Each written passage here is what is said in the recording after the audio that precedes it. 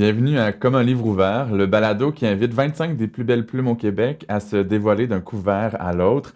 Je m'appelle Samuel Larochelle, je suis un écrivain, un journaliste et l'animateur de ce balado qui est rendu à son 11e épisode. Et pour l'occasion, j'ai invité une poétesse, une rassembleuse, une créatrice d'événements, de rencontres et de moments. Vanessa Bell, bonjour. Bonjour Samuel. Comment ça va? Ça va honorer Ah! d'être ici. C'est comme ça que ça va. Ça va vite et ça va honorer d'être ici aux côtés des autres personnes que tu as invitées, avec toi et aussi dans les studios ici de Rhizome. Ouais, et j'ai l'habitude de débuter les épisodes en disant si j'ai des liens avec mes invités. Toi et moi, on se connaît très peu, Mhm. mais j'ai eu la chance d'être interviewé par toi il y a quelques années dans un festival littéraire à Toronto. Ouais. Puis on se croise dans les salons du livre ici et là, ce qui fait que j'ai 1 million de questions que je ne t'ai jamais posées, puis tu as beaucoup d'actualités dont on peut parler. Oui. Je veux commencer avec la plus récente. Tu reviens tout juste parce qu'on enregistre le 5 mai. Tu reviens tout juste d'une résidence d'1 mois à la Villa Marguerite Yourcenar Ouais. en France, si je ne me trompe pas. Euh, Qu'est-ce qu'il y a de spécial avec cette résidence-là? Qu'est-ce que ça signifie pour toi, le mois que tu viens de vivre? Ouais. Beaucoup de choses. Comment déballer le truc? Parce qu'il y en a beaucoup à travers le monde des résidences. Oui. Celle-là, qu'est-ce qu'elle a de spécial? Ben, déjà, en fait, ce qui me rend particulièrement fière, c'est que je ne l'ai pas obtenue, cette résidence-là. Et je pense que c'est peut-être le nœud de l'histoire intéressante. Ouais, C'est-à-dire que c'est la première année qu'il y a un jumelage entre l'UNEC et le département du Nord et la Villa Marguerite-Yourcenar, donc sur la frontière avec la Belgique. ouais. Comme plein de personnes, comme des dizaines d'écrivains, d'écrivaines, auteurs, autrices du Québec, j'ai appliqué et une de mes très chères amies et une écrivaine que j'admire infiniment, Annie-Claude Thériault, a obtenu la résidence d'un mois à la Villa Marguerite-Yourcenar. Et donc, j'étais déçue, mais j'étais super heureuse pour elle, surtout que j'ai bien hâte, en fait, de lire son nouveau roman. Euh, donc, ça reste comme ça. Et petite déception, je veux dire, on peut pas toutes les avoir et il ne faut pas toutes les avoir, les résidences. Il faut que ça circule, il faut que tout le monde ait du temps de création Ouais. appuyé avec des moyens aussi.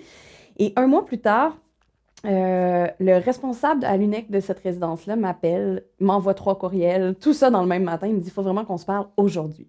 Je dis, ben d'accord, je te rappelle tout de suite. Et je savais que Anne-Claude s'était pas désistée parce qu'on s'était parlé même la veille, je crois, puis elle disait, ah, j'ai vraiment hâte d'aller à la villa, puis d'avoir ce moment-là où on est posé, où on vit vraiment l'écriture tranquille, loin des enfants, loin de la famille, loin des obligations professionnelles autres. Et donc, j'appelle un peu curieuse et il me dit, ben écoute, t'es arrivé deuxième dans le jury de sélection. Et la directrice, Marianne Petit, a tellement aimé ton texte qu'elle a reviré de bord son budget pour pouvoir t'accueillir. Est-ce que tu accepterais, entre avril et juin, de venir passer 4 semaines à la villa?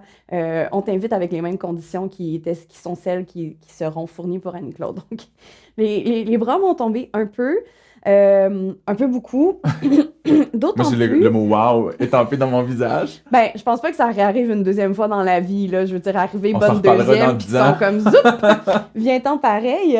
Donc, je m'excuse, j'ai un chat dans la gorge. Donc, oui, c'est sûr que ça, en fait, juste ça, tout ça, Ouais. d'y aller, de dire j'ai 4 semaines et finalement parce que il y avait les présidentielles en France, on m'a dit ben on peut pas faire ta sortie de résidence en même temps que les présidentielles, donc pourrais-tu rester une 5e semaine? Oui, oui, oui, bien sûr, je le peux. Euh, c'est un moment de d'écriture vraiment privilégié, vraiment précieux et en plus avec 2 collègues. Donc j'étais avec Martin Michael Driessen qui est un ancien directeur d'opéra qui écrit maintenant du roman à suspense historique aussi, qui vient des Pays-Bas, de Hollande, et avec Simon Alonneau, qui est un performeur de Lille, qui est poète, également musicien, et Tim, le chien de Martin, avec une gouvernante, je veux dire, avec quelqu'un qui fait les repas, qui prend soin de nous et qui dit, ben, vas-y, plonge complètement dans ton texte. Et en même temps, ben, la villa est située aussi sur un territoire protégé, donc sur un mont où il y a une tranquillité vraiment exceptionnelle, mais la possibilité, tu sais, d'aller courir, d'aller marcher, de faire des pique-niques tous les jours. J'avoue qu'après ce troisième, je sais même plus, hiver pandémique, de, Deuxième. de casser ça, ça a été vraiment bénéfique pour la santé mentale, mais pour l'écriture du projet aussi. Mais savais-tu que tu avais tout ça, tu aurais accès à tout ça quand tu t'es inscrite? à Non. cette résidence-là? Savais-tu ce qui allait se déployer devant toi? Ben, en fait, j'ai eu la chance de faire ma toute première résidence grâce à Rhizome. Donc là, il y a des liens, encore une fois. Tout est dans tout. Oui, tout à fait. Rhizome qui avait parrainé un projet que je développais conjointement avec Étienne Baillargeon. Et on avait été au Cube, un centre de création d'art numérique à Issy-les-Moulineaux, donc en périphérie de Paris.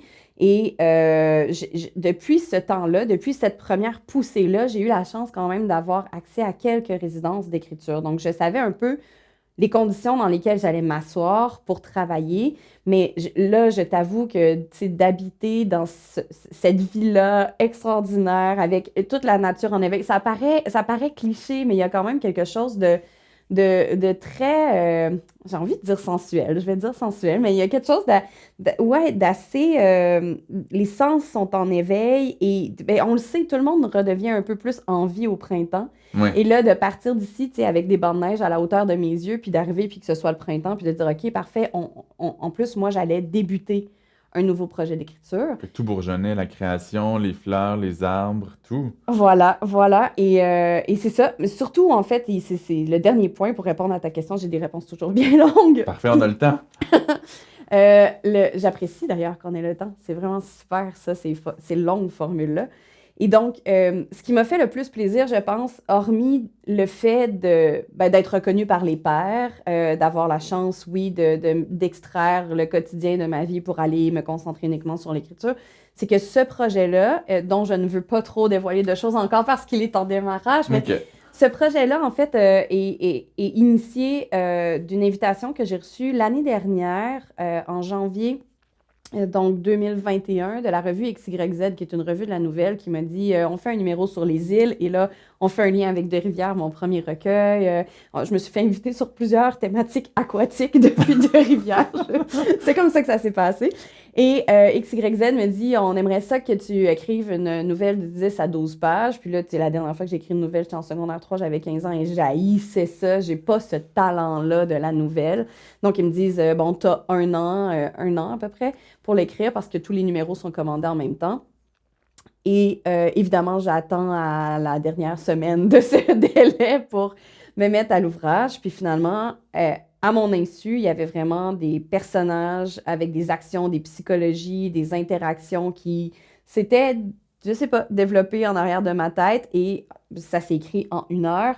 Et c'est à partir de cette nouvelle-là que j'ai proposé d'aller travailler une forme un peu plus longue, voir qu'est-ce que ça donnerait, est-ce que je suis capable d'étirer, est-ce que je suis capable de développer, de créer cet univers-là. Et pour moi, ça particulièrement, d'être appuyé dans l'essai, on va dire avec des gros guillemets pour les gens qui nous écoutent comme balado, mais essayer une forme qu'on ne connaît pas et vraiment de plonger, c'est quand même fou de dire, ben, il y a des gens qui ont vu assez de potentiel dans Mhm. cet écrit-là pour dire, ben, vas-y, au pire, tu te plantes, mais vas-y, on l'essaye ensemble. Nous, on croit assez à ce texte-là pour lui donner du temps pour s'ouvrir. Je sais que tu veux pas aller trop loin dans le dévoilement du projet, mais est-ce que La Forme longue est un roman, un essai, un recueil de nouvelles avec un fil qui traverse tous les textes?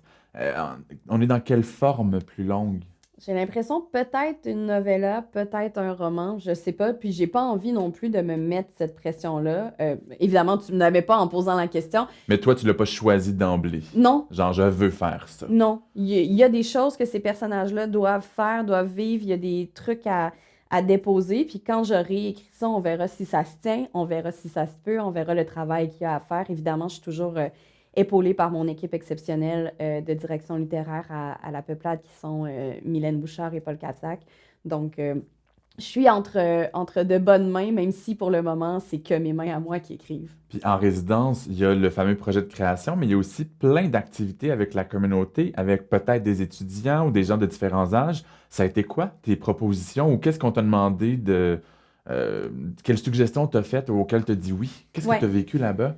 Il n'y a pas eu tant de rencontres pour la simple et bonne raison que plusieurs personnes étaient malades dues à la COVID. Donc, beaucoup d'annulations. Il y a eu du travail et retravail. Bon, euh, il y a 2 choses peut-être dont j'aimerais parler. La première, ça a été une visite vraiment exceptionnelle d'étudiants au master en littérature qui étudient donc aux Pays-Bas et qui étudient en français particulièrement la littérature québécoise. Donc, c'est toujours surprenant de voir, particulièrement, je veux dire, les personnes qui parlent le néerlandais à la base sont mes héros parce qu'ils parlent aussi 108 autres langues, là. Donc, il y a Et il quelque la chose parle de... parfaitement, bien sûr. Voilà, parfaitement, évidemment.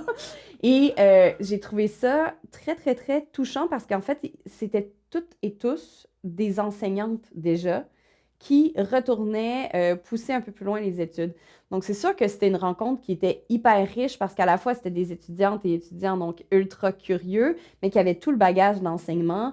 Et avec les deux professeurs d'université qui avaient travaillé mon premier recueil de Rivière avec eux. Et là, on a discuté, bon, bien sûr, oui, de féminisme, d'écoféminisme, et de maternité, des violences. Tu sais, on est allé vraiment loin. Et ça n'avait pas été si possible depuis le début de la sortie de Rivière qui est sortie en octobre 2019. Et après, on passe tout de suite en pandémie. Bien sûr, il y a eu des rendez-vous et des discussions autour de ça, mais de pouvoir m'asseoir avec une vingtaine de personnes qui ont pris le temps d'étudier le texte, déjà ça, c'est un privilège Ouais. qui est sans nom, vraiment.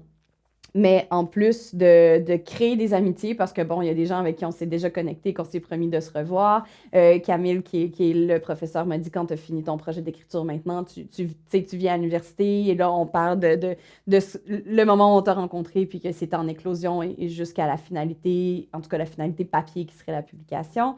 Donc, ça a été un moment vraiment extrêmement riche, mais aussi à la Villa Marguerite Yourcenar, il y a un espace d'exposition au rez-de-chaussée, OK. qui est ouvert uniquement les fins de semaine. Et quand j'avais vu qu'il y avait cet espace-là, j'en ai profité pour mettre dans ma candidature la possibilité de faire une expo photo, texte photo, matérialité. Je travaille avec le designer Maxime Rowe, qui est chez Criterium, qui est une boîte de graphistes ici. On a travaillé, ça va faire 1 an là, qu'on travaille avec les éditions du Noroît à faire paraître un prochain livre qui sera sorti en août prochain, Oui. qui s'appelle Monument. Mhm. Et Monument, en fait, c'est vraiment l'exploration réelle et fantasmée de l'île de Terre-Neuve. C'est un livre de 200 pages photo couleur avec deux suites poétiques que j'ai fait conjointement avec mon mari, Kevin Tremblay, qui est aux photos argentiques, moi, aux photos digitales.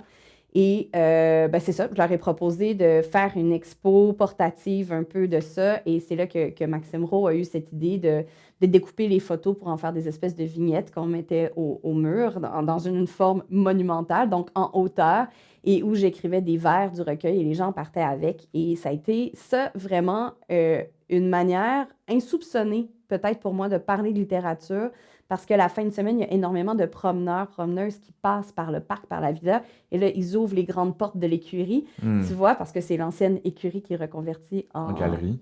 Oui, exactement.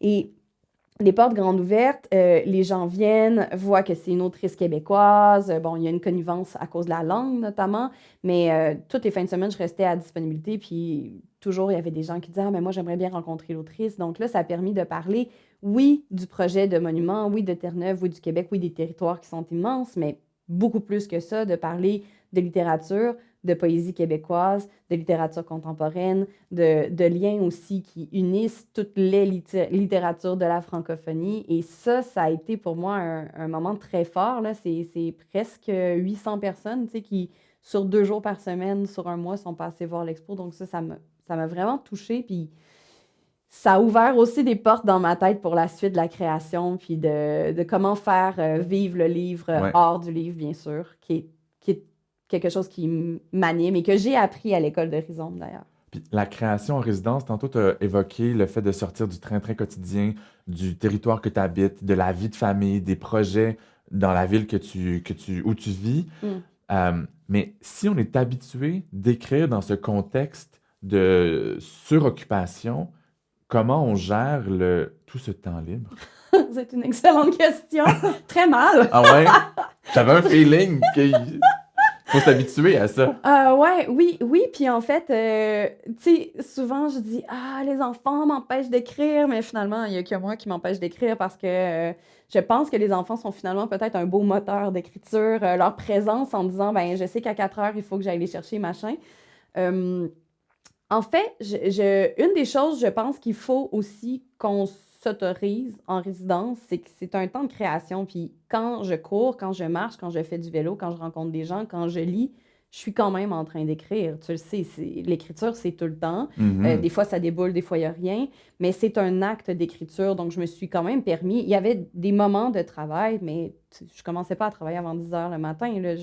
J'allais courir, je faisais mon yoga, je regardais par la fenêtre très longtemps, je jouais avec le chien. Tu Tu te sais, disposais à créer, tu laissais ouais. les idées vivre leur vie par elles-mêmes dans ton esprit. Exact. Puis comme j'ai la chance d'avoir une bourse d'écriture pour ce projet-là sur 2 ans, ben c'est sûr que j'avais pas envie non plus de presser la cadence. Donc, j'ai mis des choses en place. J'ai la chance aussi de travailler ce projet-là avec Nicole Brossard, qui est ma mentor dans le cadre du programme Rising Stars de la Writers Trust of Canada. Dont on va se parler tout à l'heure. Peut-être, oui, je te suis. Mais c'est ça, j'ai la chance, comme je disais, d'être infiniment bien entourée pour ce projet-là. Je pensais avoir 5 semaines pour aller le plus vite possible. Et finalement, juste avant de partir, le Conseil des arts m'a dit non, non, on appuie ce projet-là. Donc, c'est sûr que d'avoir un temps, ça m'a permis de faire plein d'autres choses. Puis plein d'autres choses, ça a été aussi, par exemple, d'aller quelquefois en Belgique à des soirées de lecture où je savais que c'était organisé dans des bars. Mais j'étais allée lire des textes avec des gens, tu sais, ou t'es personne, là, parce qu'évidemment, quand je sors de Québec, et puis même à Québec, je suis personne. Tu sais, quand je vais au restaurant. Non, mais ce que je veux dire, Est-ce que c'est la que. caméra a vu mon visage faire? Non, ce que je veux dire, c'est que je trouve que des fois, on tend à oublier que tu peux être le meilleur dans ton domaine. Dès que tu sors de ton domaine, là, je ne dis pas que je suis la meilleure, pas du tout, mais dès que tu sors de ton domaine, c'est rien. Mon chum, c'est un chef extraordinaire. Mais quand il vient voir un show avec moi, il n'y a personne qui dit oh mon Dieu, t'es-tu le chef de tel restaurant? Non.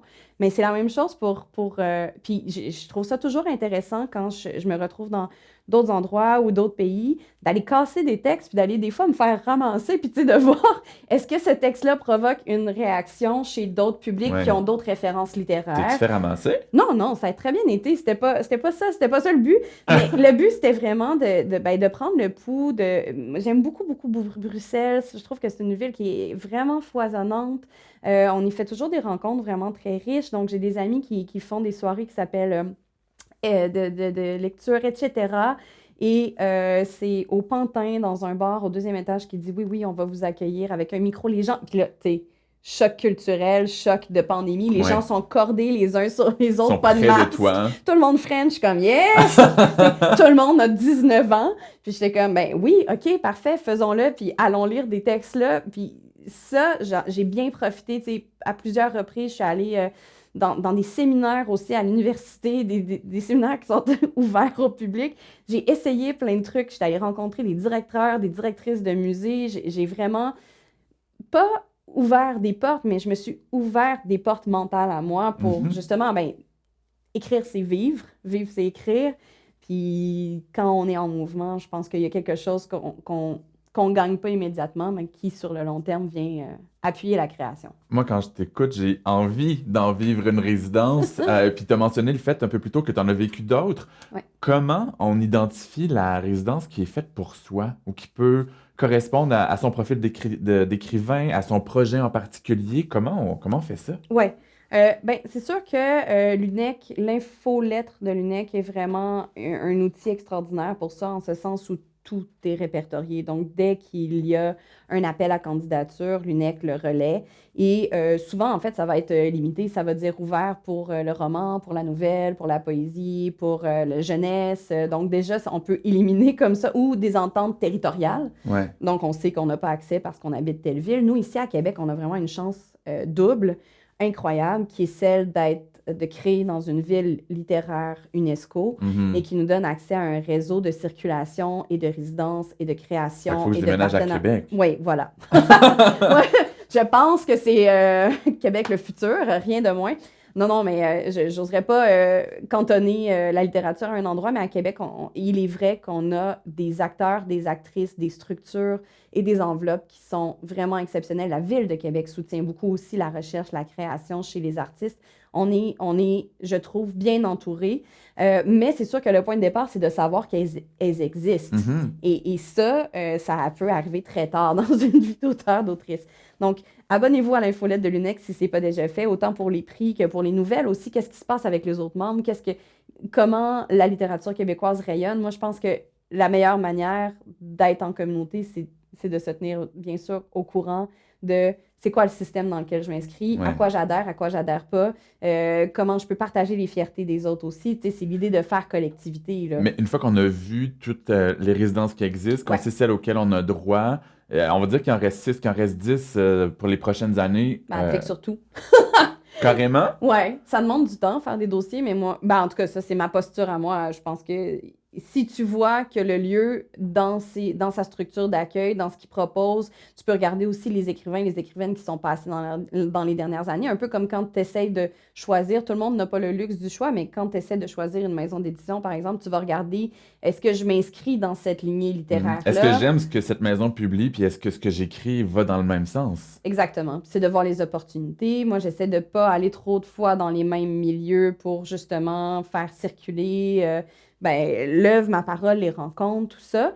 Mais je suis de l'école, et je vais monter 10 dossiers, puis ça va me prendre des heures et des heures, puis j'aurai probablement rien de ces 10-là, mais j'essaie, puis c'est en même temps, plus tu écris ton dossier de candidature, plus ton projet souvent devient clair pour toi. Mhm. Fait que je me dis, c'est quand même un investissement de soi par rapport à soi aussi. Est-ce qu'il y a un stade de carrière où on peut commencer à croire qu'on est prêt, qu'on est un bon candidat, candidate? Hmm. Mettons, est-ce que ça peut être trop tôt ou est-ce que des gens qui ont trop publié peuvent être toujours plus ou moins considérés? Ben, j'ai pas eu la chance d'être sur des jurys de résidence, donc je pourrais pas dire. Souvent, on va demander 2 publications Ouais. dans des réseaux reconnus. Et de plus en plus, on le voit avec les appels de projets UNESCO à Québec. On va considérer, par exemple, si tu as fait 2 spectacles littéraires, donc on est moins sur le livre-objet, mais si Mhm. tu as fait 2 spectacles littéraires, ce qui veut quand même dire que tu as écrit un texte qui se tient sur scène pendant 1 heure, puis tu as pensé à bon, tous les concepts qui viennent avec les arts vivants.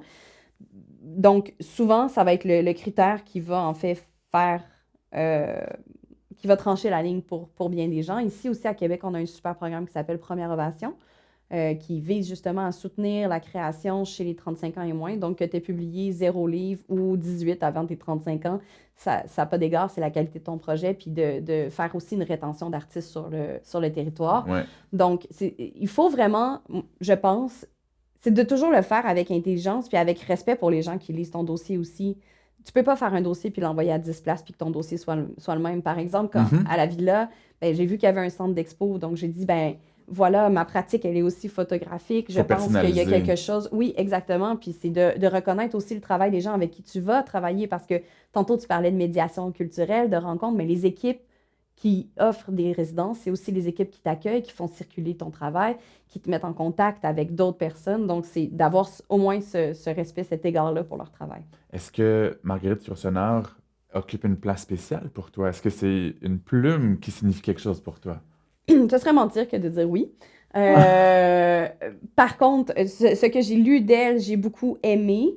Je ne suis pas du tout une spécialiste de son œuvre. J'avoue que j'ai tendance à beaucoup lire mes contemporaines. Hmm. Euh, Ceci dit, j'avais lu quelques livres et le projet que je suis en train de travailler avait vraiment beaucoup de liens qui pouvaient être facilement faits. Puis là, tu sais, je veux dire, évidemment, je me compare pas à une académicienne en disant, mais dans les thématiques, Mhm. dans cet amour-là du territoire, dans cette manière d'envisager une vie de femme aussi, dans la passion et même, c'est bête parce que son nom de famille m'échappe, mais ce fameux professeur donc des Pays-Bas trouvait qu'il y avait quelque chose dans mon écriture qui retenait de la violence aussi des premières années d'écriture de Marguerite Yourcenar, qui sont les textes qui ne sont pas nécessairement les plus en circulation. Donc, il y a des liens à faire, Ouais. mais j'ai dû aller relire avant de déposer mon dossier de candidature parce que c'était loin et c'est pas une de mes autrices favorites, par exemple. Ce qui n'enlève absolument rien à son travail, seulement à la quantité de livres qu'on peut lire dans une vie, on fait des choix. Puis tantôt, tu parlais de la nécessité de personnaliser son dossier de candidature en lien avec le lieu où tu le déposes. Mais est-ce qu'il faut que le projet de création ait un lien direct avec le Non. lieu? Mettons une résidence au Japon, à Rome, à New York. Est-ce qu'il faut qu'il y ait un lien ou c'est plus un endroit où on va te permettre d'écrire, mais il n'y a pas besoin que l'histoire se passe à Rome ou dans la culture japonaise. Non, souvent, ce qui va être demandé, ben, tu sais, évidemment, moi, je pense qu'il faut réfléchir à pourquoi tu veux aller à tel endroit. Ouais. Si mon histoire se déroule en Russie, par exemple, ben, d'aller écrire un mois au Honduras, peut-être que c'est pas, tu sais, peut-être que c'est plus difficile à vendre. En même temps, c'est pas nécessaire non plus du tout. Mais il y a beaucoup de résidences, en fait, qui vont demander que l'auteur ou l'autrice écrive un texte de tant de caractères sur la ville. C'est comme un peu un leg que tu laisses à la résidence, mais ça, c'est à part du travail d'écriture. OK. Donc, c'est à voir avec chaque appel. Et là, je t'amène dans une autre direction, Oui. une autre belle étape de ta carrière artistique, la création d'un festival, le festival en art littéraire qui s'appelle Caniche. Mhm. Et là, il faut que j'explique aux gens, ça se déroule du 12 au 15 mai à Québec. Nous, on enregistre le 5. L'épisode va être diffusé à la fin mai, donc je peux pas te demander un bilan ou quoi que ce soit, Non. mais explique-moi d'où vient ce projet-là, puis qu'est-ce que c'est pour toi? Oui, ben à la base, faut nommer Juliette Bernatchez, Tout à qui fait, est co-créatrice. Oui, exactement. Donc, Juliette et moi avons été à la co-direction du mois de la poésie, elle pendant 3 ans, moi pendant 2 ans, conjointement avec Juliette. Et rapidement, on a su qu'on avait envie d'avoir un travail autonome qui nous permettait de travailler ensemble. Je pense qu'on a une vraiment belle synergie, puis des capacités qui sont vraiment complémentaires aussi. Euh, Juliette est une jeune femme qui n'a pas encore 30 ans, mais qui a un talent fou, exceptionnel, beaucoup de curiosité, beaucoup d'aplomb aussi. Et on savait, en quittant le mois de la poésie et donc en fondant notre propre organisme en art littéraire qui produit et diffuse, qui s'appelle Contour, on savait qu'on avait ce désir-là. En fait, une de nos motivations dans la vie, c'est le festival. On aime l'événementiel, on aime créer des rencontres. Tu l'as dit aussi en ouverture de micro ici. On aime rassembler, on aime se faire rencontrer. Et même s'il y a déjà énormément d'activités en ce sens à Québec, tu sais, ce Mhm. serait pas de... On révolutionne rien, on n'est pas en train de dire on arrive avec quelque chose qui ne se fait pas du tout à Québec, mais on a peut-être la prétention à long terme de faire un petit off-TA, tu sais, si on Ouais. veut faire un lien, de dire, ben, il y a des choses qui sont en ramification, qui sont des spectacles qui ne sont pas encore terminés ou des incubateurs qui doivent être des étapes de travail qui pourraient être présentées devant le public. Et ça, c'est ce qui nous intéresse. Ce qui nous intéresse, ce sont les arts littéraires. Donc, après ça, il y a un chantier immense présentement qui se fait autant du côté de littérature québécoise mobile, de Rhizome, de Rapaille, sur qu'est-ce que les arts littéraires, comment on les définit. Là, je ne m'embarquerai pas pour les besoins de la cause dans ce vocabulaire-là, mais disons qu'on dira au moins tout ce qui se fait hors du livre, tout ce qui demande de réfléchir à des arts vivants dont l'impulsion serait un texte, en Ouais. fait, un texte En littéraire. lien avec, donc, bien sûr, l'écriture, mais la musique, la danse, la photographie, la performance, tout ça peut être dans l'événement, dans le festival. Exactement. Donc, c'était vraiment ça le but de dire, ben, on va se faire plaisir, puis on va programmer des trucs qu'on a aussi envie de faire découvrir aux autres, Ouais. de programmer aussi, puis de regarder c'est quoi les autres niches, puis de pas, tu sais, je veux dire, il y a une belle collégialité à Québec, il faut faire attention, faut pas se donner des coups de pied sur les tibias non plus, mais de voir qu'est-ce qu'on peut présenter qui, pour nous, en fait, un des buts premiers, c'est aussi qu'est-ce qu'on peut présenter qui va faire que plus de littéraires auront envie de s'essayer à la scène, Mhm. ou à la scène ou au micro, ou qu'est-ce qui fait qu'on pourra peut-être faire vivre la littérature par d'autres canaux. Et là, ce serait un peu prétentieux de dire qu'on a un but d'éducation, mais je pense qu'il y a quelque chose qui ressemble un peu à ça, de dire, ben, des fois, on ne peut pas imaginer quelque chose tant qu'on n'a pas déjà vu un truc, puis se dire, ah ouais, il y a des gens qui prennent un texte puis qui font ça Ouais. avec. OK, ben à partir de ça, moi, qu'est-ce que j'ai envie de faire avec mes textes? Puis la réponse, c'est peut-être rien. C'est bien correct que les gens veulent aussi écrire des livres puis que ça s'arrête à écrire le livre physique. Mais à Québec, on le sent, il y a, même plus largement au Québec, il y a cette envie-là de porosité entre les genres, dans les Ouais. matières. Et ben, j'espère que Caniche pourra aussi encourager ça. Mais avec ou sans interdisciplinarité ou avec ou sans mise en scène, le fait d'aller livrer son texte au micro, moi, c'est rendu une drogue depuis Mhm. 4 ans. Puis j'ai créé des événements dans ma région d'Abitibi-Témiscamingue, à Montréal, bientôt, qui vont venir à Québec. Est-ce que c'est similaire, ton sentiment, quand tu es sur scène et que tes mots se rendent au public puis que tu as les réactions Hmm. en direct? Moi, là, on parle juste de moi, mettons. Oui. Ben, Les premières fois, j'ai pas eu de plaisir du tout. Non! Non, moi, ma première formation est en musique, en trombone, fait que la 4e rangée de l'harmonie, là, tu sais, celle où t'as comme... Puis Moi, j'étais le bassoniste aussi, 4e rangée. je mesure 5 pieds 3, fait que dans le fond, il y a personne qui me voit, puis c'est un endroit où, étonnamment, je suis très, très bien, très heureuse. Ah. Je prends le stage quand il faut prendre le stage, mais être derrière, ça me va très bien aussi. Et non, les premières fois, c'était au Off Festival de Poésie Trois-Rivières. D'ailleurs, tu recevais Erika Soucy, que vous pouvez entendre dans une autre balado. C'est elle qui l'a cofondé. Tout à fait. C'est la première qui m'a dit, ben, tu vas venir lire ton texte à mon festival. Puis j'ai dit, ben, quel texte? Ben, ta poésie. Quelle poésie? Ben, je suis désolée de te l'apprendre, mais t'écris de la poésie. Je fais, oh! Tu sais, déjà, c'était une révélation. J'avais les genoux qui tremblaient. Je savais même pas que les genoux pouvaient shaker. Ma voix était bien calme, mais les genoux, c'était... puis il y a quelque chose de magique au Off où... il y a un silence impeccable. Tu sais, Ouais. dans un bar où le monde joue au pool à côté, mais les gens qui sont dans la salle, Ils écoutent. oui, on est ensemble pour vrai avec le texte, avec le lecteur, la lectrice. Les premières fois, j'ai trouvé ça infiniment difficile. Moi, après, ça fait quand même 15 ans aussi que je fais de la radio.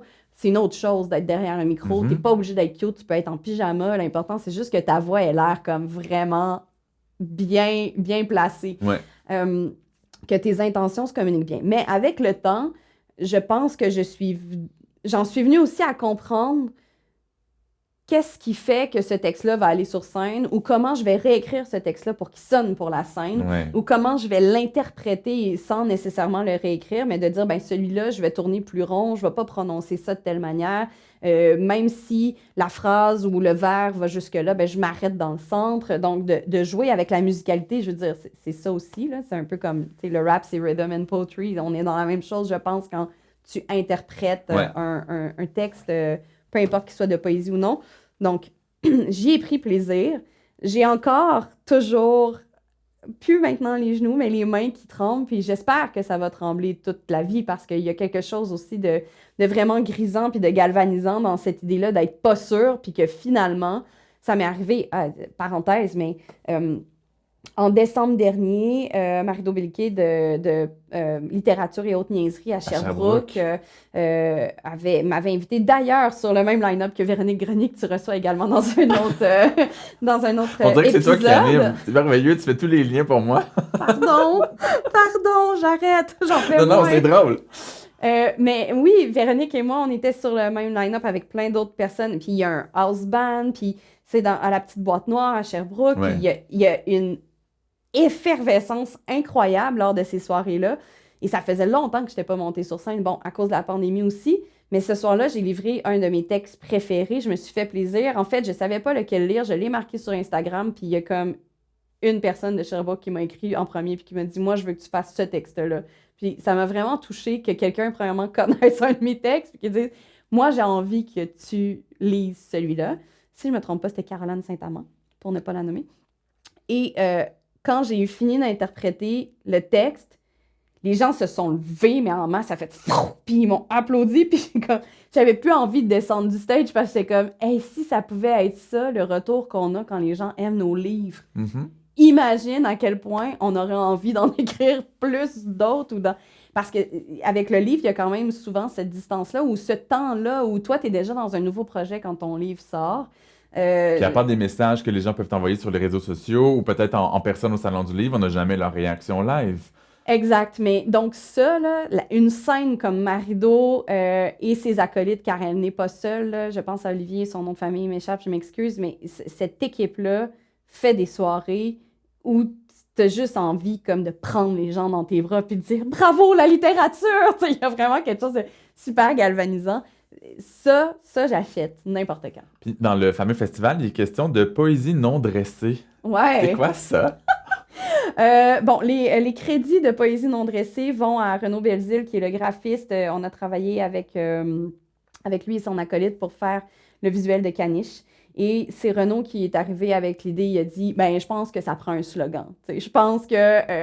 j'ai pensé à de quoi, là, j'ai essayé quelques affaires, puis sa première idée, c'était poésie non dressée, puis on aimait bien cette idée-là. Après, c'est pas la prétention de péter des murs, quoique, justement, il y a Steven Girard qui nous demande, bon, pour ma performance au Pantoum, est-ce que je peux avoir 30 caniches sur scène? Est-ce que je peux défoncer un mur? Est-ce que je peux mettre le feu? Donc, il y a quand même la prise de risque de leur performance. Moi, ce qui me choque le plus, c'est les 30 caniches, plus que le feu et les murs défoncés. Mais bon. Écoute, on a dit non au feu, mais on a dit oui à avoir des animaux dans la salle. Donc, je sais pas si c'est vendredi prochain, pardon, dans une semaine tout juste, je sais pas ce qu'il fera.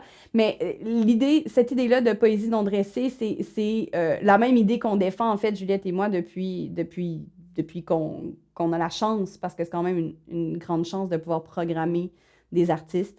C'est cette idée-là de ne pas s'en tenir à une seule définition de la poésie.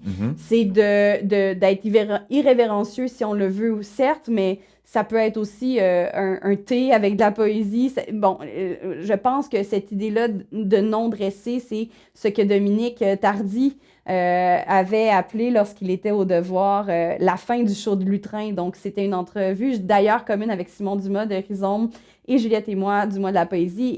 Et c'était cette idée-là de mettre fin aux lectures très solennelles, dans cette parole très précieuse de la poésie, et de dire, elle peut être précieuse, mais elle peut aussi être tant d'autres choses. Allons voir ce qui se fait ailleurs, parce que des lectures Lutrin, machin, même ici à Québec, on a les poètes de l'Amérique française, c'est super, là, c'est avec quelqu'un qui soit à l'orgue, au piano, une lecture plus classique. Ça fonctionne très, très, très, très bien. Alors, pourquoi répéter ce modèle-là si c'est pas ce qui nous allume notre feu, par exemple? Est-ce que c'est difficile de garder un fil conducteur quand on construit la programmation de quelque chose qui peut aller dans autant de directions? Ouais, je pense que le fil conducteur, c'est l'amour. Je pense que c'est ça. En même temps, on le voit dans tous les festivals du monde. Si le programmateur ou la programmateur change ou l'équipe de programmation change, ben le festival a une autre couleur. Ouais. Donc, tu sais, C'est oui. vous le fil conducteur. Ben, dans le moment, oui. Peut-être qu'éventuellement, ça va être amené à aller dans une direction ou une autre. C'est sûr qu'on fait attention aussi de ne pas toucher à d'autres niches. Par exemple, il y a le mois multi qui fait des trucs qui nous intéressent vraiment beaucoup, qui est en février à Québec pendant un mois. On a aussi le Carrefour international de théâtre qui est dans 2 semaines après le festival. Donc, ça a été aussi tout un casse-tête. Il y a Québec en toutes lettres aussi. Là, je parle des majeurs, oui, exactement, mais qui fait en sorte qu'il faut quand même faire des choix où on sait justement qu'on ne va pas soit aller jouer dans les plates-bandes de quelqu'un d'autre, ou sinon dire à quelqu'un, par exemple, ça nous est arrivé l'hiver dernier avec Contour, on a accueilli Kamala Macrel ici en conférence performée, et pour ça c'était vraiment l'Artère, qui est un développement en danse contemporaine ici à Québec, donc une formation continue. L'Artère accueillait Kama pour un workshop d'une semaine, et comme Kama a une démarche qui est à la frontière du corps, de la performance, de la littérature, des arts visuels, ben l'Artère a contacté Contour pour dire, est-ce que ça vous dirait qu'on fasse quelque chose? Tu sais, cet artiste vient, est-ce que vous avez envie de l'accueillir avec nous? C'est l'idée de se parler entre organisations. Tu sais, après, on a proposé à la Maison de la littérature, ben est-ce qu'on peut faire ça chez vous? Donc, cette idée-là aussi de se rapailler puis de dire, ben les choses, elles n'ont pas à être exclusives. On peut aussi, tu sais, la force du nombre, là, travailler ensemble pour faire advenir. Puis, ça représente quoi comme charge de travail de lancer un nouveau festival? C'est beaucoup moins pire que de diriger un festival sur un mois. Fait que c'était de la petite bière? Ben, quand même. Ah ouais? Ben, c'est sûr que oui, parce que, je veux dire, la liste de presse, tu l'as, les contacts, tu les as, les journalistes, tu les connais. Tes communiqués de presse, quand une fois que tu en as écrit 1, 10, 20, 300, il y a quand même quelque chose, je veux dire, ça reste un communiqué de presse. Ouais. Après, il y a toutes les parties qui sont très excitantes, c'est-à-dire de choisir qui sont les artistes, comment tu vas les présenter au public, parce que qui est ton public? Y aura-t-il un public? Là, on se parle avant le festival. Ouais. Je sais pas. En même temps, en 24 heures, toutes les places qui avaient une billetterie ont été sold out. Donc, tu sais, il y a un public, oui. On a des petites jauges dans les salles. Nous, c'est vraiment essentiellement à la galerie de Critérium, à la Maison pour la danse et au Pantoum. Donc, on est en art visuel, en danse performance et en musique. Tu vois, je pense que ça reflète bien un peu aussi les intérêts de Contour et de Caniche pour les lieux avec lesquels on a choisi de travailler. Mais la partie excitante, c'est ça, c'est qui tu vas inviter, comment tu vas les présenter, comment tu vas communiquer ton admiration du travail de ces personnes-là. Et aussi, moi, j'avoue que tout le développement, là, Étienne, je cherchais depuis tantôt, Étienne Murphy et Renaud Belzile, qui sont les designers avec qui on a travaillé, ça c'était vraiment excitant aussi de dire, ben caniche, il y a plein de possibles, à quoi ça va ressembler, comment on va le décliner, comment on va le faire exister aussi. C'est la partie excitante. Mais est-ce que la charge de travail est grande, oui, mais elle est plus stimulante que drainante. OK. Puis Ouais. le festival va avoir lieu donc à Québec, là où on se trouve pour tourner cet épisode-là, et 4 autres, avec Véronique Grenier, Erika Soucy, Guillaume Morissette, Alexandra Larochelle, à la suggestion de Production Rhizome qui m'a proposé de sortir mon balado de Montréal pour accueillir des Ouais. gens qui vivent à l'extérieur de Montréal. Donc, très, très belle idée. Donc, idée de Simon Dumas. Pour toi, à quel point c'est important qu'on fasse des choses ailleurs qu'à Montréal, en art et en littérature? Ben, je pense que c'est primordial. Ce serait bête de ne pas le faire, en fait. Ce serait paresseux de ne pas le faire. Après, évidemment, il y a une concentration de gens, de moyens, de talents. Je veux dire, j'ai absolument rien contre Montréal. Moi, je pourrais pas y habiter, je serais trop triste. Je serais trop triste, il n'y a pas d'horizon, il n'y a pas de nature. Je suis quelqu'un qui aime vraiment être dehors, beaucoup, vite, Faudrait qu'on s'en parle. dans un vrai dehors, pas genre à la fausse plage de la Pointe, non. Enfin, on pourra, On s'en reparlera après le balado. mais c'est pas une rivalité Québec-Montréal ou les régions en général, Ouais. mais je pense que c'est primordial parce que sinon, déjà qu'à la base, on voit toujours les mêmes têtes, puis là, tu sais, tranquillement, on pourra me pointer aussi, puis c'est correct, là, j'assume, puis j'essaie aussi toujours de relayer tu sais, des fois, t'es pas disponible, tu dis, ah, ben, je peux pas pour ce contrat-là, mais est-ce que tu as pensé à Geneviève? Est-ce que tu as pensé à Valérie Forgue? Est-ce que tu sais, d'essayer de faire tourner aussi cette attention-là? Mais évidemment qu'il faut décentrer, évidemment qu'il faut créer aussi des rencontres. Puis pour moi, le lieu de résidence, puis on l'a vu en pandémie plus que jamais, n'influe pas sur la qualité de ton travail. Je veux dire, c'est un faux mythe. Mhm. Après, c'est vrai, tantôt je te disais, si on n'est pas en contact avec certaines choses, on peut peut-être moins les imaginer. Mais en n'étant pas en contact avec certaines choses, on est en contact avec d'autres choses. Je Mhm. pense à Marie-André Gill, tu sais, au Saguenay et sur les territoires, les terres intérieures, qui est en contact avec absolument autre chose avec lesquelles toi et moi, on n'aura jamais accès. Mais elle fait aussi une œuvre qui est unique et une œuvre qui, après ça, est généreuse, qui circule, qui est redistribuée. Donc, ben oui, il faut circuler, il faut se parler, mais il faut aussi, et ça, je pense que c'est notre devoir, mais après, ça, c'est ma posture d'autrice, il faut aussi être curieux. C'est-à-dire que si quelqu'un vient dans notre ville, il ne faut pas juste se dire « Ah, mais cette personne-là a déjà un public. » Je veux dire, c'est aussi nous, le public. Je pense qu'on a aussi une responsabilité de faire en sorte que les œuvres et les paroles circulent. Évidemment, on n'a pas la responsabilité de se ruiner puis d'aller voir un show à tous les soirs. C'est pas ce que je veux dire. Mais je pense que c'est important, dans un sens comme dans l'autre. Si je veux faire un show à Montréal, ben, j'espère qu'au moins les gens qui me suivent sur Instagram vont venir. Mhm. Et inversement, quand ces personnes-là sont en ville chez nous, ben, il y a aussi cette solidarité-là, puis cette curiosité-là, cette volonté d'aller à la rencontre de l'autre qu'il faut maintenir. Puis des fois, c'est tough, là. L'hiver, c'est vraiment tough. J'organise un cabaret accent queer à Québec le 22 Oui, octobre. parfait, Donc, c'est je noté. t'attends. C'est noté. En plus de la résidence de quelques semaines en Europe, du festival que tu lances, que tu as organisé, que tu as préparé, tu as Avec été Juliette. sélectionné, bien sûr, Mm. Bernatchez. Tu as été sélectionné récemment parmi les 5 Canadian Emerging Writers. Et j'aime bien dire en québécois les écrivains canadiens qui vont kicker des culs. Oui. Donc, ça a été fait en 2022. C'est une première pour une autrice francophone. Explique-moi en quoi ça consiste, le fameux programme Rising Star.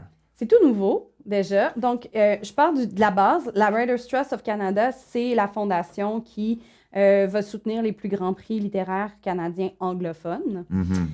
Et en 2019, une certaine Margaret Atwood a cofondé avec d'autres personnes, en fait, ce programme-là qui s'appelle Rising Stars, où, en fait, l'idée, c'est d'inviter 5 auteurs-autrices seniors canadiens qui ont donc des carrières qui sont non seulement bien établies au Canada, mais à l'international, qui ont des livres traduits et tout ça, à sélectionner dans une complète carte blanche. Et là, c'est ça qui est... Sans mise en candidature. Sans mise en candidature. Mais là, c'est nouveau cette année, ils vont ouvrir des mises en candidature. Mais bon, au moment où j'ai été sélectionnée, c'était pas le cas. Et donc, ils invitent 5 auteurs-autrices seniors à dire à qui vous souhaitez offrir un accompagnement littéraire, une bourse et une résidence d'écriture au Banff Center. Donc, à qui vous pensez si on vous dit jeunes talents en début de carrière qui, selon vous, auront justement un impact majeur sur la littérature canadienne de demain? Vont kicker des culs. je vais mettre des gros guillemets parce que je suis complètement intimidée et un peu stressée par... je suis là, je me prends les mains dans tous les sens. Je trouve ça quand même stressant, mais faisons fi. Et donc, cette année, Nicole Brossard, la très grande Nicole Brossard, a été invitée par le programme et elle a choisi de travailler, donc de m'offrir ce mentorat-là. Avant qu'on me dise qu'il y avait des sous, une résidence, tout ça, j'étais vraiment déjà, ben tu sais, tu vois, je me recule, là, mon cœur fait... je suis pas sûre que j'ai encore des mots, visiblement, pour le dire. Tu sais, tantôt, on parlait de la reconnaissance des pairs, c'est quelque chose. Après, j'ai eu la chance, d'ailleurs, comme Simon Dumas qui était avec nous dans les studios, d'avoir une intimité, dans mon cas un peu moins grande, bien sûr, que la sienne, mais avec Nicole, où ben, il y a déjà les 2 anthologies. Donc, avec Catherine Cormier-Larose, on a publié une suite à l'anthologie qu'elle avait faite avec Lisette Giroir, qui s'appelle Anthologie de la poésie des femmes au Québec. Dont on va parler tantôt. Voilà. Et je te devance dans tout. Mais donc, en même temps qu'on était en train de boucler l'anthologie, la revue Les Libraires, dont les bureaux sont aussi à Québec, m'avait proposé de faire un papier dans l'univers de. Donc, ce qui veut dire une plus jeune auteure-autrice qui peut aller dans l'univers de quelqu'un qu'il ou elle admire. Et ça faisait pour moi absolument beaucoup de sens d'aller rencontrer Nicole chez elle. Et tu vois, c'était au début, tu sais, Nicole a quand même elle a un certain âge.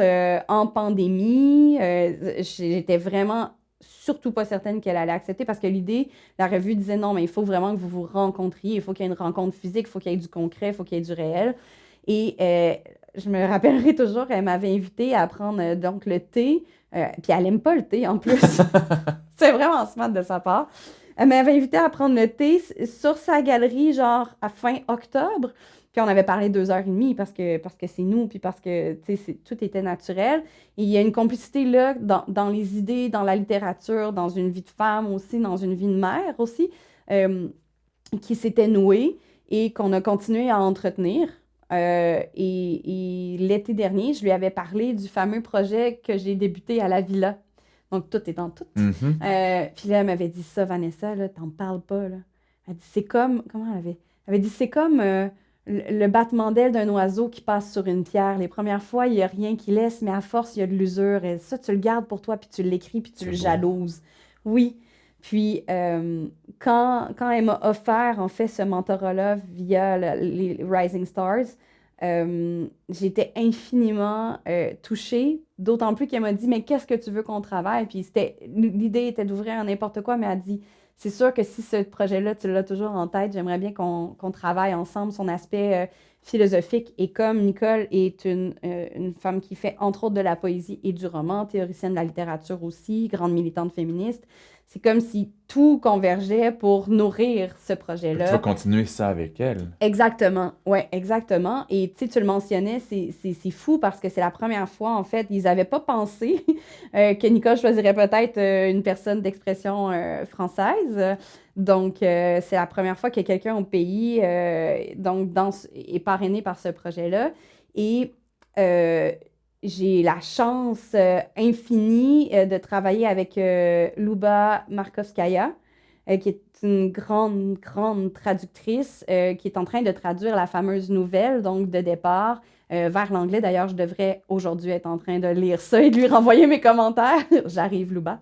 Mais j'ai la chance de travailler avec elle pour qu'ensuite, ils ont la volonté, tu vois, de l'envoyer aux mentors qui seront là à Banff pour que les gens aient quand même une idée de l'univers dans lequel je m'inscris parce que pendant qu'on va être en résidence cet été à Banff, avec non pas que les 5 candidats de cette année, mais ceux de toutes les années dernières, je pense qu'on est comme 20 auteurs-autrices canadiens émergents là, à être en même temps ensemble à cause de la pandémie. Ça n'a pas pu se produire dans les années précédentes, la fameuse résidence à Banff. Donc là, on va être tout le monde ensemble avec des workshops, avec des auteurs et des autrices seniors. C'est une question banale, mais ça fait quoi d'être considéré encore plume de la relève? Te vois-tu encore comme ça? Ben oui.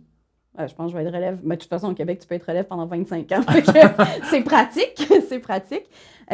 Oui. Tu sais, je veux dire, à mon actif, j'ai un recueil, une anthologie que j'ai co-dirigée avec Catherine Cormier-Larose. Là, il y a Monument qui va sortir cet été, mais 3 livres, ça peut paraître beaucoup, mais c'est quand même rien dans une vie d'écriture.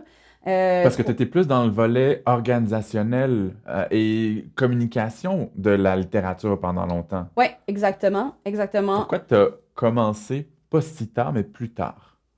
Ben, parce que je sais pas quoi faire. Qu'est-ce que tu veux dire? Ben, parce qu'il y a tellement de choses qui m'intéressent. Ouais. Tu sais, pendant longtemps, j'ai effectivement travaillé en communication ici à Chiz, qui est la radio étudiante de l'Université Laval.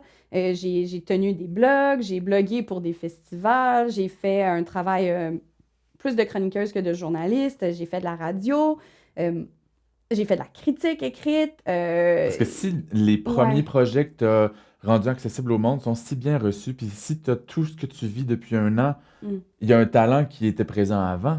Est-ce que tu le voyais pas ou tu savais, t'as pas pris le temps de le déployer dans un projet plus concret? Ben, tu vois, je pense qu'il faut jamais nier la réalité, bon, on pourrait dire plus largement parentale, mais ce qu'est une vie d'écriture de femme. Moi, bon, mon garçon va avoir 10 ans demain. Les premières années étaient infiniment précaires, là. On parle d'un revenu annuel de moins de 12 000 là, avec lequel tu fais pas grand-chose. J'étais retournée aux études en plus à ce moment-là en intervention en délinquance. J'ai travaillé comme intervenante aussi dans des milieux communautaires. Il y avait beaucoup de choses qui me stimulaient, mais pour écrire, ça prend du temps, ça prend de l'espace, ça te prend de l'espace mental Ouais. aussi. Et pendant plusieurs années, c'est quelque chose qui n'a pas du tout existé dans ma vie. Tu sais, quand tu gagnes 12 000 par année puis que tu vas chercher ton panier alimentaire à chaque semaine où tu as beaucoup de biscuits au chocolat, mais pas de légumes frais, puis que tu te dis comment je vais faire à manger, puis comment on va y arriver. Puis là, je dis pas ça pour jouer du violon, mais je dis que c'est la réalité. Puis quand tu es dans cette réalité-là, t'es pas en train de rêver de faire des résidences en France avec la nature qui s'éveille. Tu sais, je veux dire, on a commencé là-dessus, mais il y a tout l'autre côté de la création qui est aussi le coût de la création, au sens où, tu sais, là, on parle de la réalité d'être parent en écriture, mais quand je pars aussi dans ma tête pour écrire quelque chose qui peut être super violent, qui peut être, tu sais, vraiment intense, Il faut une disponibilité émotive. ben, c'est parce que j'ai aussi cette face-là le reste de la journée. Ben oui. Puis le reste de la journée, il y a quand même 3 enfants dans la maison, puis il y a quand même mon mari, puis il y a quand même mes amis qui aimeraient ça qu'on fasse des choses, puis moi aussi. Mais, tu sais, je suis bouleversée, complètement dévastée. Donc, c'est sûr que je, je pense, en tout cas pour moi, c'est faut faire, tu sais, une grande, grande place. Pas tout le temps, c'est pas tous les livres, c'est pas tous les projets d'écriture qui demandent la même chose, mais par exemple, celui dans lequel je suis en train de plonger en ce moment, tu sais, il y a de la mise à mort, là. Fait que Mhm. c'est vraiment... euh, j'ai ce besoin-là et je pense que si j'y suis arrivée... Ben, en fait, déjà, il y a eu Erika à un certain point qui m'a dit, ben non, tu sais écrire. Puis ça, on est habitué d'avoir cette validation-là dans un parcours scolaire. Puis moi, j'ai pas de diplôme universitaire, j'ai pas d'études Mhm. dans ce domaine-là. Même chose pour moi. Donc, c'est sûr que j'avais pas cette confiance en la possibilité de le faire comme un vrai travail. Mhm. Tu sais, oui, écrire un blog, je l'ai fait pendant plusieurs Est-ce années. qu'elle est en train de naître, la confiance? Oui, oui, oui. Ouais. Là, ça va, là. Il faut pas qu'elle soit trop grande non plus. Je pense que toujours se tenir en danger soi-même, puis toujours le doute est bon en toute chose. Mais ça m'embête pas du tout d'être vue comme une autrice de la relève. Je pense que c'est ce que je suis encore, même si j'ai un statut professionnel. Je suis encore dans les débuts potentiels d'une carrière parce qu'on a vu plein de gens avoir des débuts fulgurants. Puis la pression, les conditions, la demande, ça a été trop. Mhm. Puis il craque, tu sais. Est-ce que ça va m'arriver? Peut-être. Peut-être. Je m'assois pas là-dessus. Ouais. Puis pour faire un lien avec ce que tu disais, je dis souvent que si je crée autant, c'est parce que je suis célibataire et sans enfant. Je le vois, en même temps, le privilège que tu as d'être une Mhm. mère, Oui, d'être en oui, couple, parce que c'est beaucoup, beaucoup de beau, c'est des expériences de vie auxquelles j'ai pas goûté. Fait que, tu sais, ça génère non seulement du beau dans ta vie, mais c'est de l'inspiration pour des projets dans le ouais. futur. Mais ça me donne aussi une disponibilité mentale, émotive et temporelle. Mhm. Donc, tu sais, il y a des avantages, des avantages dans les Exact. deux, mais je comprends. Exact. Et quand tu as annoncé la nouvelle sur les réseaux sociaux d'avoir été sélectionné, tu as tenu à remercier les équipes des différentes maisons d'édition avec lesquelles tu as collaboré. Il y Oui. avait les éditions du Norrois, La Peuplade, éditions du Remue-Ménage et les éditions du Quartz de Oui. l'Abitibi-Témiscamingue. Oui. Pourquoi c'est important pour toi de souligner leur contribution à ton développement? Ben, il y a plusieurs risques quand tu es éditrice. Moi, je vais parler d'éditrice parce que je travaille essentiellement qu'avec des femmes éditrices. On le remarquera dans Moi toutes ces aussi. maisons-là. Le risque, oui, financier, de dire on va faire imprimer tant de copies, puis ça se peut que ça se vende pas, puis ça se peut que tout ce en quoi on a cru, même si c'est pas toujours au mérite ou au talent, là. Tu sais, il y a des gens ultra talentueux dont on n'entend pas parler des textes, là. Mhm. Et pour moi, d'être sélectionné comme Rising Stars, ça veut quand même, tu sais, je veux dire, ça veut dire beaucoup, pas dans le fait que, là, en bon québécois, là, pas dans le fait que je me crosse là-dedans, puis que je trouve ça donc bien exceptionnel, puis que je suis vraiment merveilleuse, mais dans le fait de dire, tu sais, moi, je peux te nommer au moins 50 autres autrices en début de carrière qui auraient pu être nommées, tu comprends? Fait qu'il y a quelque chose de réellement exceptionnel pour moi d'occuper cette place-là, puis je ne pour moi, c'est impossible d'occuper cette place-là sans venir en communauté.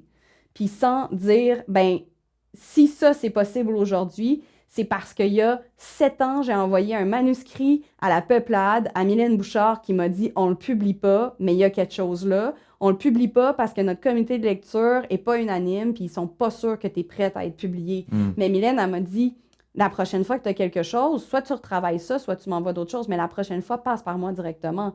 Mylène, elle a ouvert les bras puis elle a dit on t'attend à la peuplade, Je, viens me ten. je me permets une parenthèse parce que c'est important qu'on dise aux personnes qui n'ont pas encore été Oui, publiées que ça se peut, ce genre d'expérience-là, parce que j'ai vécu la même chose. Mon premier manuscrit, je l'avais envoyé à Anne-Marie Villeneuve chez Druide, puis elle m'avait dit, je vois le potentiel, mais ce projet-là n'est pas prêt. Je te propose une chose que j'ai faite 2 autres fois en 15 ans d'expérience. Je vais t'offrir des commentaires sans contrat. On va travailler en parallèle. Et si tu es à l'aise avec les remarques que je fais, et si je suis à l'aise avec la façon dont tu fais évoluer ton manuscrit, éventuellement, on va pouvoir se réunir à nouveau. Et j'ai beaucoup, beaucoup travaillé parce que j'aime retravailler énormément. Puis je voyais plus mon manuscrit vivre sans ses commentaires, sans les améliorations que ça aurait donné. Puis à la fin, ça s'est publié. Mais cette idée de éditrice, éditeur qui voit un potentiel, même sans publier, ça peut germer, mener à quelque chose d'intéressant. Fait que tout oui. n'arrive pas comme ça. Ben non. C'est important de le dire. Il y en a qui c'est Oui, ça, oui. mais c'est pas le cas de tout le monde. Puis tu es en train d'avoir une super lancée. J'ai une carrière qui va très bien, mais ça a commencé avec ça.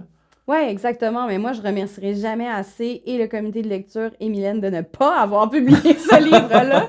Je serais très mal à l'aise qu'il existe, très, très mal à l'aise. Alors que Des Rivières, je trouve que c'est un bon premier recueil.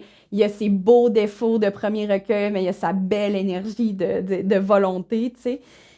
Et donc, c'est ça, je pouvais pas arriver puis dire, ben, voici, je suis nommée étoile montante et ça vient de Sans moi-même. parler de tous ceux qui t'ont soulevé. Oui, tu sais, évidemment, je travaille vraiment fort. Tu sais, honnêtement, je travaille peut-être ça, 12, 14 heures par jour. Je travaille vraiment fort, mais je travaille avec plein d'autres personnes exceptionnelles. Puis, tu sais, quand je parle de circulation puis de faire vivre les choses, mais c'est ça aussi. Puis dans ce cas-ci, ça n'aurait pas été possible de ne pas dire merci à Mylène, merci à Mélissa, merci à Charlotte, de ne pas dire merci à Marie-Noël aussi du Quartz. Marie-Noël qui était ma toute première critique de mon premier livre. Ah Et ouais. on se connaissait pas, là.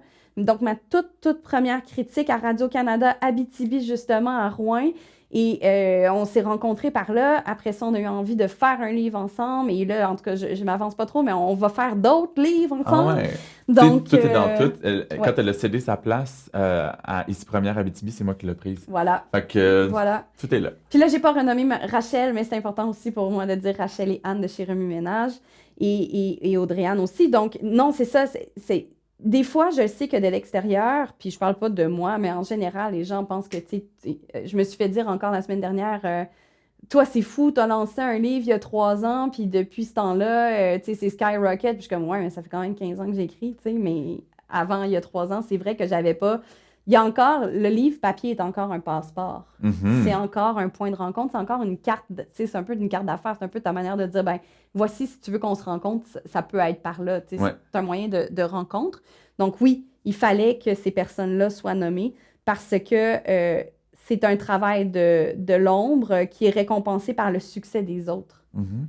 Et ça, c'est quand même fou comme posture de dire, ben moi, je vais passer ma vie à améliorer le travail des autres pour qu'il circule parce que je pense que c'est important. Je trouve ça très admirable. Je vais faire un lien parce que tu as créé l'anthologie de la poésie actuelle des femmes. Donc, c'était un travail de l'ombre d'aller sélectionner les autrices, les textes. Euh, on est un peu plus d'un an après la publication. Quel commentaire t'as reçu? Quel retour t'as eu de ce projet-là? Ben, des deux côtés de la médaille, évidemment, il y a beaucoup d'absentes. Hmm, Il y aura toujours des absentes. ouais. Donc, cette anthologie-là, c'est 55 noms pour les 20 dernières années seulement. C'est peu. C'est peu, surtout si on regarde l'explosion de la publication et le travail phénoménal, la place incroyable que les femmes en poésie, notamment au Québec, ont prise et continuent de prendre et prendront encore. Ce renversement aussi d'être des travailleuses de l'ombre de la structure et qui tout à coup deviennent beaucoup plus populaires dans l'écriture. Donc, évidemment, il y a eu des blessures partagées. Il y a eu des conflits ouverts, saignants, mais ceci, on s'y attendait. Tu sais, genre, est-ce que je recommande aux gens d'écrire un livre sur leur propre milieu? Pas vraiment. Mais l'intention de Catherine Cormier-Larose et moi était la suivante, c'était vraiment celle de témoigner de la vivacité de la poésie des 20 dernières années, de la poésie des femmes, et d'essayer de faire le plus possible en complément avec l'anthologie publiée donc en 1991 et republiée en version augmentée en 2003 chez Remue Ménage par Nicole Brossard et Lisette Giroir. Comment on les fait, les choix, quand on a cette volonté, cet objectif?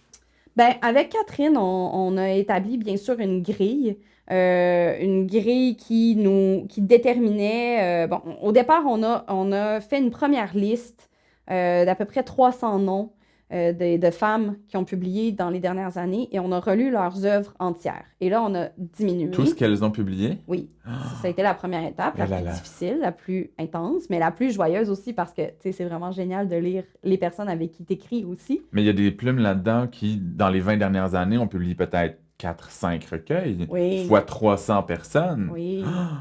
Donc, on a passé de 300 à 100 plutôt facilement parce qu'on se disait, nous, on cherche quand même des locomotives, c'est-à-dire des personnes qui ont une écriture qui peuvent représenter des courants ou des thématiques ou des pensées.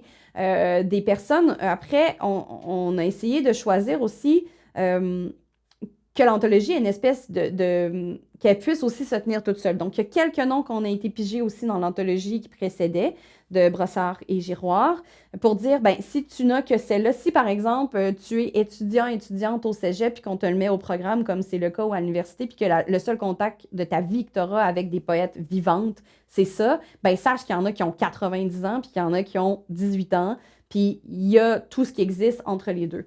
Donc, l'idée, c'était d'aller chercher une représentation qui soit à la fois territoriale. Hein? Tantôt, on parlait de l'importance de sortir de Montréal, parce qu'on aurait pu faire une anthologie juste de Montréal. Il y a des personnes qui ont une carrière et une œuvre majeure et magistrale qui habitent Montréal qu'on n'a pas mis dans l'anthologie parce Hmm. que, ben oui, il fallait qu'il y ait quelqu'un du bas du fleuve, puis oui, il fallait qu'il y ait quelqu'un de la baie des Chaleurs, puis oui, il fallait qu'il y ait quelqu'un d'Abitibi. Tu sais. Représentation territoriale, de courant, de style, de génération. Exact. Est-ce que vous aviez cette idée ces personnes ont énormément de talent, représentation des minorités culturelles et sexuelles? Oui, aussi, exactement. On a C'est travaillé. beaucoup de choses, hein? Oui, ben plus qu'on le pense. Puis, tu sais, c'est pour ça que, oui, il y a eu des critiques négatives, puis il y en aura toujours. Puis, il faut les accueillir parce que c'est vrai, puis il y a des angles morts, puis il faut les pointer, puis il faut le dire. Ben ici, peut-être que vous n'avez pas vu ça, ou ici, peut-être qu'il manquerait ça. Mais avec Catherine, la manière dont on a fini par être en paix avec notre liste finale, parce que c'était vraiment déchirant et difficile, il y a deux choses. C'est qu'à un moment donné, on s'est dit, bon, passé telle date de publication, donc 31 décembre 2019, on prend plus personne parce que les primo-poètes sortent des deuxièmes livres, puis là, la production continue, puis tu te dis « Oh non, c'est trop difficile, évidemment. » Après ça, on s'est dit qu'on choisissait des femmes qui étaient vivantes uniquement. Puis ça, on peut critiquer le choix, mais c'était un choix qu'on a fait. Et aussi, on a, et Catherine et moi, Catherine maintenant est directrice artistique du Festival de poésie de Montréal, du FPM. Et on a cet amour de la scène. Et je pense que ça se sent dans notre anthologie. Je pense que c'est une anthologie qui est très vivante, qui est très dans des manifestations scéniques ou virtuelles. Donc, il y a aussi, bien sûr, de notre éclairage. Puis en même temps, on referait la même anthologie maintenant, 2 ans plus tard. Ce serait un autre brassage de noms. Je l'aurais fait toute seule, ça aurait été complètement différent. Catherine l'avait... Bon, donc, tu vois un peu, ce jeu de chaises-là, c'est jamais terminé, mais le moment où on a été bien en paix, c'est de se dire, de prendre la question à l'envers. C'est de dire, est-ce qu'on est convaincu que les 55 noms sur lesquels on s'arrête maintenant doivent se retrouver dans cette anthologie? Et on est capable de les défendre et de dire pourquoi ce sont ceux-là.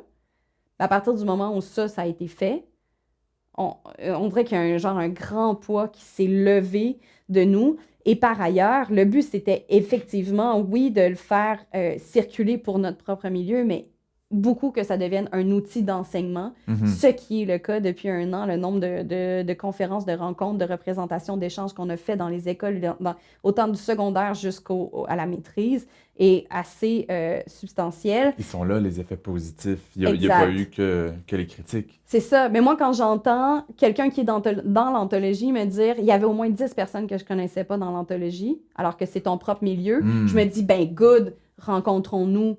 Quand j'entends une étudiante dire moi, je me suis toujours fait dire que c'était cave que j'écrive des poèmes sur mon rouge à lèvres puis mon vernis à ongles, puis je vois quelqu'un comme Marie Darcigny, par exemple, qui arrive avec, tu sais,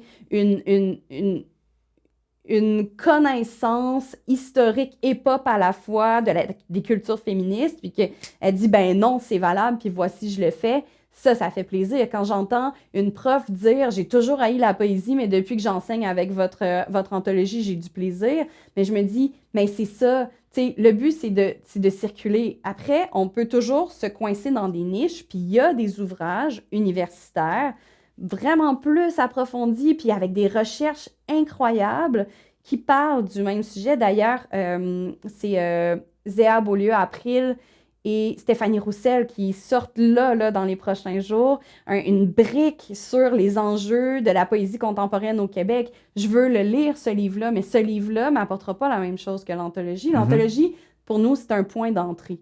C'est comme, viens voir, il y a des poètes, viens voir ce qu'elles font, et moi, je te parie que là-dedans, dans ces 55 voix-là, il y en a une qui va te faire vibrer puis qui va faire dire que c'est pas vrai que t'aimes pas la poésie. Ouais. Et ça, je pense que tous les producteurs, tous les diffuseurs, tous les chroniqueurs, tous les critiques, c'est le même pari, c'est de faire dire aux gens « Non, t'aimes ça la poésie. Peut-être juste pas la poésie des dudes morts il y a 400 ans misogynes. T'sais, ça se peut que t'aimes ça, mais viens, on va voir qu'il y a aussi d'autres choses. » Ouais. Dans l'été qui s'en vient, il va y avoir la publication de Monuments aux Oui. éditions du Noroît. Tu vas aussi présenter une performance du même nom à la Maison de la littérature en mariant poésie, vidéo, céramique. Ouais. Si je te dis quels sont les autres, je sais qu'il y a la résidence au Banff Center. Tu vas continuer de travailler sur le projet de création que tu as commencé à la résidence Marguerite Yourcenar. Est-ce qu'il y a autre chose? Plein, trop. Ah ouais? J'allais dire, j'ai déjà tout dit, puis ma question est vide, mais non, OK. Qu'est-ce qui s'en vient? Ben, la performance qui est issue de Monuments, elle va tourner un petit peu OK. partout au Québec, mais c'est toutes des choses qui sont sous embargo, donc j'en dis pas, mais à l'automne, il y aura des dates, puis évidemment, je vais bien les communiquer. Parallèlement, il y a bien sûr un autre projet de poésie qui est en train de s'écrire, mais qui va s'écrire très, très, très lentement, puis je sais pas où ça va arriver. Il y a Didier Morelli aussi, qui est un artiste en art visuel, commissaire, qui fait qui va faire à Montréal une super expo sur les sports nautiques cet été et qui a envie qu'on travaille ensemble, tu vois, à l'aquatique, Oui, me hein? rejoint toujours, mais qui a envie qu'on travaille ça.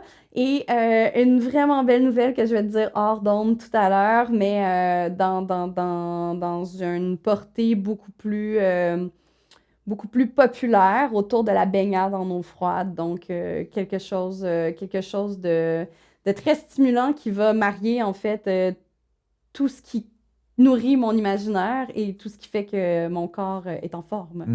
Voilà. Est-ce que tu me permets de dire aux gens tous les épisodes qu'ils peuvent rattraper Ben oui, en bien terminant? Parce qu'on a une belle brochette d'artistes. Donc, Hélène Dorion, Fanny Britt, Kamala Macarel, Elkana Talbi, India Desjardins, Patrick Sénécal, Pascal Oulelmi, Martin Michaud, Michel-Marc Bouchard et Lucie Pagé sont passés avant toi. Les gens peuvent suivre la page Facebook comme un livre ouvert balado. Et Vanessa, je te dis un grand, grand, grand merci. Ah, merci à toi. À très vite. À très bientôt.